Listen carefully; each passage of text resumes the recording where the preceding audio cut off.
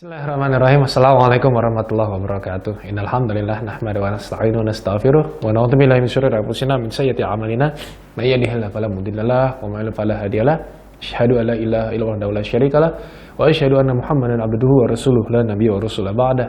Allahumma shalli wa sallim wa barik ala nabiyyina Muhammadin wa ala alihi wa sahbihi wa man tabi'ahum bi ihsanin ila yaumil din. Teman-teman yang dirahmati Allah Subhanahu wa taala, kita memasuki bulan Ramadan. Kita mengucapkan, memanjatkan puji dan puja syukur kita kepada Allah Subhanahu wa taala.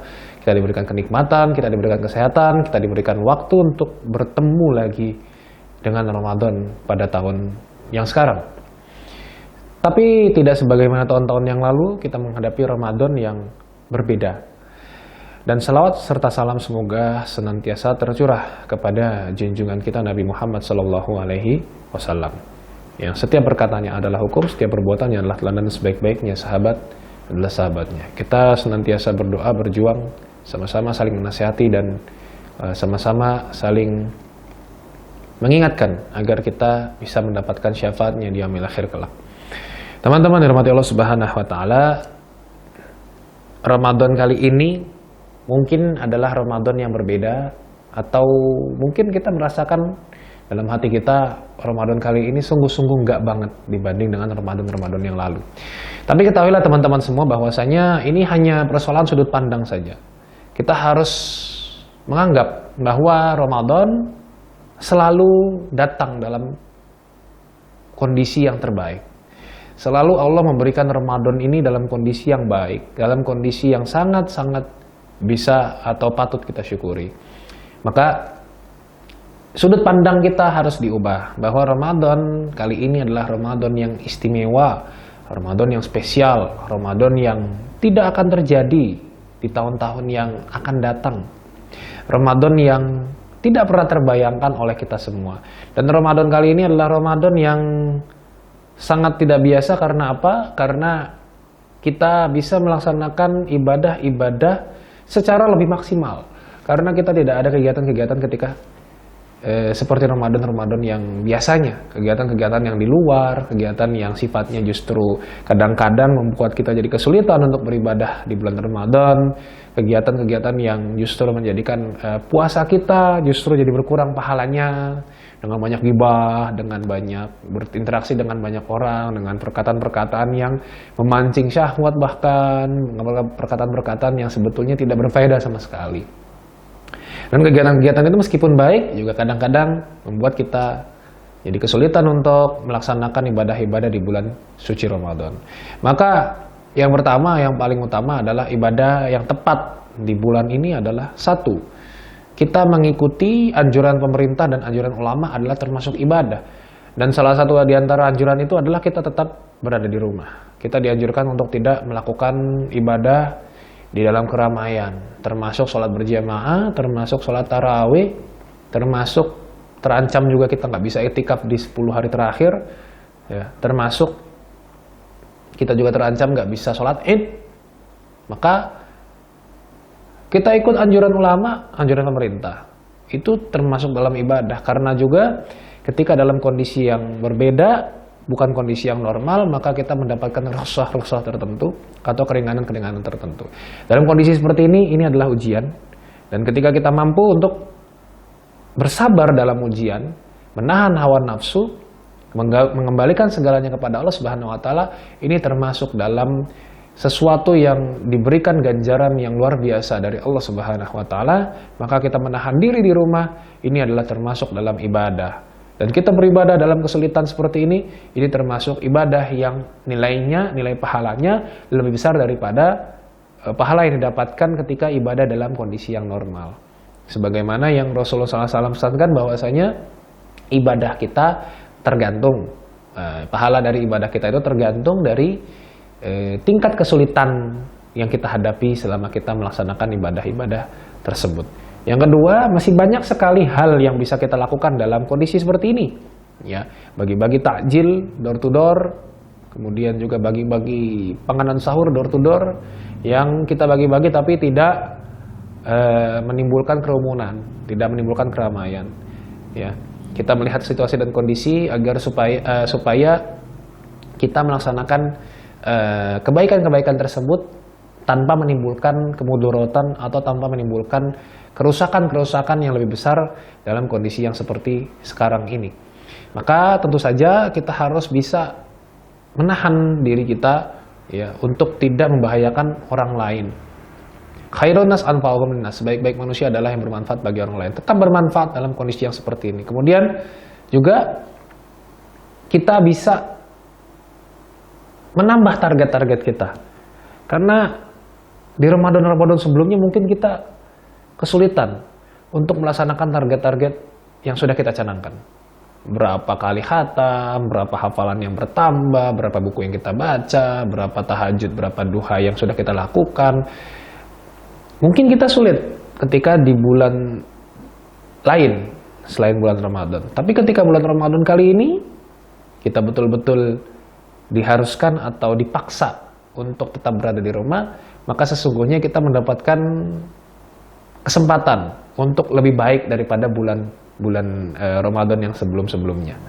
Kenapa? Karena kita berada di rumah, ya sesungguhnya kita bisa melaksanakan ibadah-ibadah tersebut dengan sangat mudah, tanpa ada halangan, seharusnya seperti itu. Dan juga sebagaimana sebetulnya yang disunnahkan oleh Rasul, sholat tarawih itu juga sendiri. Sedangkan terjadinya sholat tarawih berjamaah itu ketika di zaman Khulafaur Rasyidin. Dan juga yang selanjutnya adalah ibadah-ibadah ghairu maqdu, amalan-amalan yang sifatnya bukan ritualis. Mungkin ada interaksi dengan orang tua kita yang kurang, ada interaksi dengan keluarga yang kurang, yang sedikit, maka kita tambah. Kita coba lebih berkualitas pada kesempatan kali ini, beribadah yang lebih baik, beribadah yang lebih banyak, beribadah yang lebih bermanfaat bagi orang-orang di sekitar kita. Yang kemudian juga ada banyak kebaikan-kebaikan lain. Kita bisa mengadakan kajian-kajian online. Atau kita juga bisa mengadakan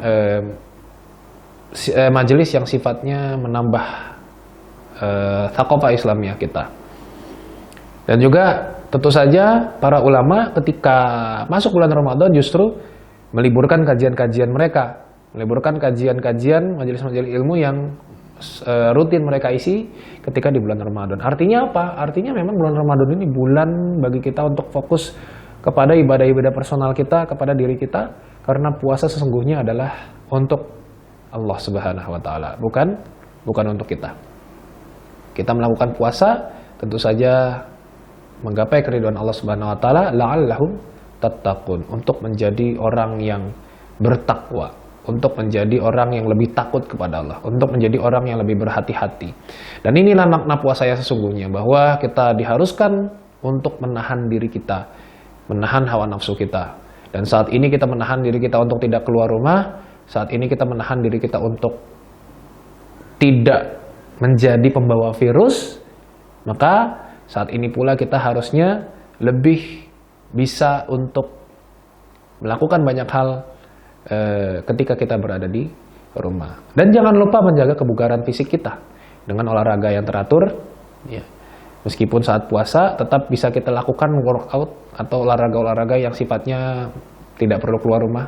Atau keluar rumah pun boleh, tapi sifatnya individu, ya, bukan rame-rame. Bukan main futsal, main volley, main bulu tangkis, ya itu justru membahayakan. Tapi sifatnya individu, bersepeda, lari, ya. Terus kemudian juga selain itu kebugaran yang perlu kita jaga juga dengan cara makan yang teratur, dengan cara makan yang bergizi. Mohon maaf karena saat puasa, ya kita makan hanya pada saat setelah maghrib sampai kemudian nanti menjelang subuh. Kita jaga makanan kita jaga gizi dari makanan kita, dan dalam kondisi pandemi seperti ini kita coba untuk berhemat karena kita tidak tahu kapan akan selesai, dan tentu saja kita tidak tahu apakah kita bakalan kena atau enggak. Jadi kita coba untuk menghemat makanan yang kita konsumsi, dan tentu saja kita jaga kehalalan dan juga kebersihan dan juga gizi yang menjadi asupan bagi diri kita semua. Terus selain itu apa? Pola tidur. Biasanya kalau Ramadan itu pola tidur terganggu, ya kan? Sehingga untuk pola tidur itu juga harus kita jaga, jangan sampai tidur kita jadi tidak berkualitas. Mungkin berkurang, tapi buatlah tidur kita lebih berkualitas. Ya, hindari tidur setelah sahur. Ya, nanti khawatir subuhnya kebablasan. Atau tidur bahkan setelah subuh, hindari. Kalau memang nggak kuat, ngantuk banget, tunggu sampai agak terang, ya, untuk kita bisa melanjutkan tidur yang mungkin agak berkurang. Karena biasanya seminggu awal biasanya agak susah ya. Ya, kita harus membiasakan diri kita dari yang tadinya nggak makan terus pagi, siang, sore, kita membiasakan diri kita. Sekarang kita mencoba untuk mengganti kebiasaan itu, ya, kebiasaan yang lebih menyehatkan perut kita mengistirahatkan perut kita. Jadi di masa seperti ini jaga pola tidur kita, pola makan kita, pola hidup kita, pola makan pola olahraga kita, supaya kita bisa menjaga kebugaran. Karena apa? Karena dalam kondisi seperti ini tentu saja kita lebih rentan untuk terkena penyakit. Ya, banyak sekali orang-orang yang sudah terkena virus. Kita alhamdulillah yang masih diberi kesehatan, kita bersyukur kepada Allah. Karena masih diberi kesehatan dalam kondisi yang sedemikian rupa. Ya, kemudian juga yang perlu kita lakukan adalah memanage. Satu, memanage finansial kita. Keuangan kita harus dimanage karena kita tidak tahu dalam kondisi seperti ini akan bagaimana. Ya, kita mungkin juga terdampak, penghasilan kita atau penghasilan orang tua kita mungkin terdampak. Maka harus kita lakukan sebaik-baiknya manajemen finansial kita, manajemen keuangan kita, dan kemandirian kita secara materi. Supaya kita tidak menjadi orang yang golongan tangan di bawah. Ya, sebisa mungkin kita menjadi golongan tangan di atas, atau sebisa mungkin kita menjadi orang yang survive. Terus kemudian selain itu yang perlu kita manage adalah kebutuhan primer kita. Ya, ingat kebutuhan primer itu, ya mungkin sekarang paket data termasuk kebutuhan primer. Ya, makanya diatur jangan sampai kita tuh jadi orang yang boros karena banyak rebahan di rumah, mungkin akan sangat menyita kuota kita, paket data kita. Makanya ini perlu diperhatikan, jangan sampai kebutuhan primer kita jadi terlalu boros ya, sehingga justru kita jadi nggak bisa survive. Ya, duitnya habis duluan di tengah jalan ketika menjalani Ramadan di masa pandemi seperti sekarang. Makanya dilatih untuk masak sesuatu yang mungkin sifatnya lebih irit, ya, tidak menghabiskan banyak bahan pangan seperti itu. Dilatih untuk membiasakan diri makan hal-hal yang meskipun murah tapi juga bergizi. Ya, dilatih untuk belajar masak yang lebih efektif dan efisien. Ya. Terus kemudian juga ingat bahwa jangan terpaku. Kita harus mempertahankan ibadah kita di bulan selain Ramadan. Ya. Patokan kita adalah sebelum Ramadan. Jadi kita harus lebih baik dari sebelum Ramadan. Setelah Ramadan harus lebih baik daripada sebelum Ramadan. Ya, bukan ibadah di Ramadan berlanjut, karena itu akan sangat sulit. Karena setan dibelenggu pada saat Ramadan, sedangkan di bulan lain kita tidak melihat adanya itu. Ya, setan tidak dibelenggu saat di luar bulan Ramadan. Makanya patokan kita adalah sebelum Ramadan. Nanti setelah Ramadan kita lihat evaluasi diri kita. Apakah kita sudah melaksanakan sudah mengalami progres atau kemajuan dibanding ketika kita sebelum bulan Ramadan. Lalu yang juga patut untuk diperhatikan adalah kebiasaan-kebiasaan kita yang cenderung bermaksiat. Ya, karena setiap orang itu pasti bermaksiat. Ingat, setiap dari kita itu pasti ada kemaksiatan yang kita lakukan. Ada yang suka ghibah, ada yang suka apalagi ya, suka nonton video-video yang gak bener gitu ya, misalnya seperti itu. Ya, sekarang coba untuk kita hentikan itu, ya kita stop itu. Ya, ghibah itu sekarang nggak cuma ketemu orang ya, ghibah online juga bisa. Ya, makanya hindari ghibah-ghibah online, hindari akun-akun gosip yang lambe-lambean itu, hindari akun-akun yang bisa membuat kita tuh jadi berpikiran buruk. Ya, latih diri kita untuk selalu senantiasa berpikiran yang baik, berprasangka yang baik, terutama berprasangka baik terhadap Allah Subhanahu wa Ta'ala. Dalam kondisi seperti ini, mungkin hati kita rasanya kayaknya nggak enak ya beribadah kayak gini, kayaknya beda ya sama tahun-tahun yang lalu. Ya semua pasti hati kita akan terpengaruh karena kita merasa bahwa Ramadan seharusnya produktif. Ya, kita nggak usah berpikir bahwa kita harus produktif. Dalam kondisi yang seperti ini, survive, bertahan hidup, itu sudah bagus. Bertahan untuk tidak keluar rumah, itu sudah sangat bagus. Sudah sangat menjadi prestasi bagi kita semua.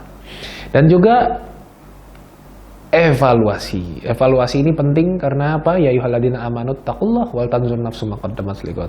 Wahai orang-orang yang beriman, bertakwalah kepada Allah dan lihat hari esok. Artinya lihatlah dirimu, artinya evaluasi. Evaluasi sangat penting.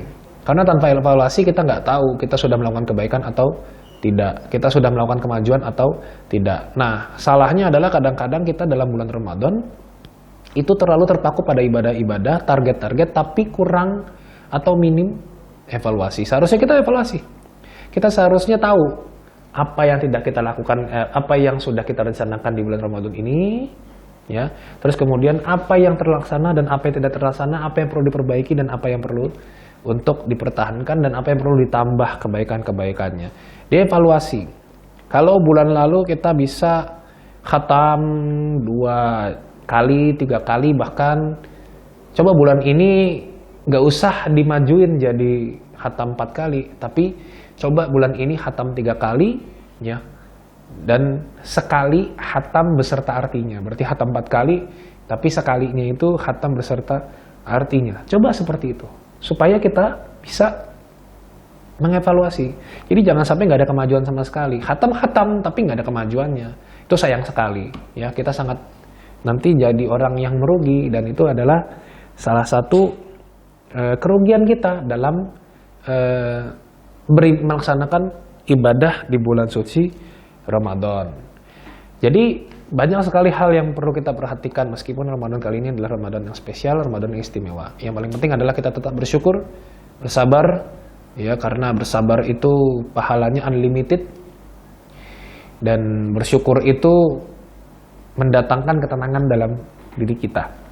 Kita juga perlu untuk memperhatikan orang-orang di sekitar kita, apakah mereka terdampak COVID-19 ini atau tidak. Kalaupun iya, ya, kalaupun tidak, ya kita juga harus memikirkan mereka, apakah sesungguhnya mereka itu sudah bisa melaksanakan ibadah di bulan Ramadan ini secara maksimal. Karena banyak sekali orang-orang yang belum memahami bahwa saat seperti ini ibadah di rumah itu justru lebih diutamakan daripada ibadah beramai-ramai di masjid.